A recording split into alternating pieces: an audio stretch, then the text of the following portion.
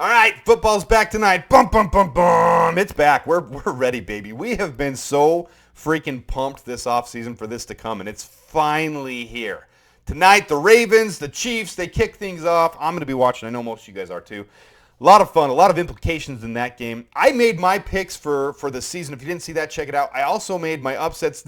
Today I had a video come out. Sometimes the algorithm does a funky thing. So actually, I'm going to put that in the description of this video. If you didn't check out the video today, me and my buddy Brock, we do picks each week of teams that we think could pull off upsets. It's just a little contest we do through the year. Check it out if you haven't seen it.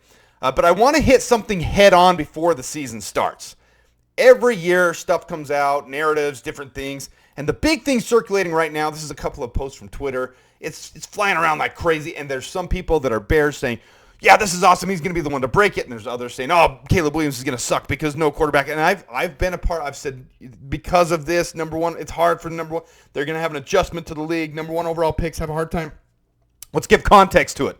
That's what we want to do on this channel. Let's give context because of those 23 years and the 15 quarterbacks taken first overall, or 22 years, this would be the 23rd year. Since then, Derek Carr won in 2002. Since then, Kyler Murray tied in 2018 or 19. Don't hold me firm to that. I'm going off memory here.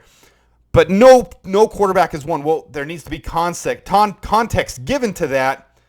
No other team except the Rams, when they selected Jared Goff, were in playoff contention going into the final 2 weeks of this season. So there has to be context given to it. In the 2016 draft, the Rams traded up and they gave away a haul to the Titans, who had the number one overall pick. They traded their 15th overall pick. They traded 2 second-round picks in that year. They had 2 second-round picks. And they traded around their third-round pick in the same year. And they traded away the next year's first and third round picks, 2017. All so they could trade up and get Jared Goff. So why I'm pointing this out, they were the only other team that was in playoff contention. They had the 15th overall pick in 2016.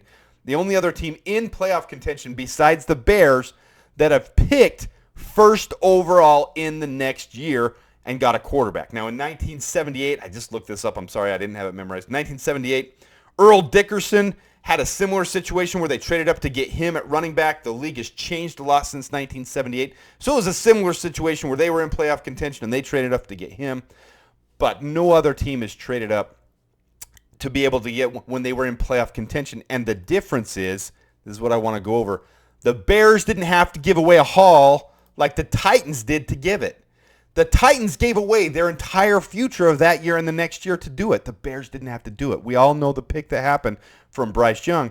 Unlike the Bears, where they were able to pick 2 first-rounders this year and have other picks, the Titans got the 15th overall pick, 2 seconds, and a third from the Rams. So the Rams didn't have their premium picks that entire year. They picked Jared Goff. That was it. And we know the Bears went ahead and got DJ Moore in the trade, ended up getting Darnell Wright last year, Tyreek Stevenson, Montez Sweat, second-round equivalent. I know that's a stretch. I get it, guys. Montez Sweat was not a part of that trade, wasn't part of the package, but I'm saying we did trade Montez Sweat for a second-rounder, and that's what we have left on this in 2025. So I get that's a stretch. Criticize me if you want, but I'm giving context that the Bears added instead of took away.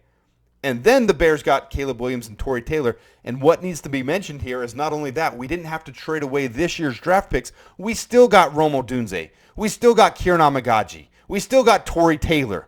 We still got Austin Booker we traded in for. So we didn't give away. We added 2, and then on top of that, so there's the haul from it. On top of that, we still were able to add premium free agents or trade value into it. These are the other players that were previous starters last year.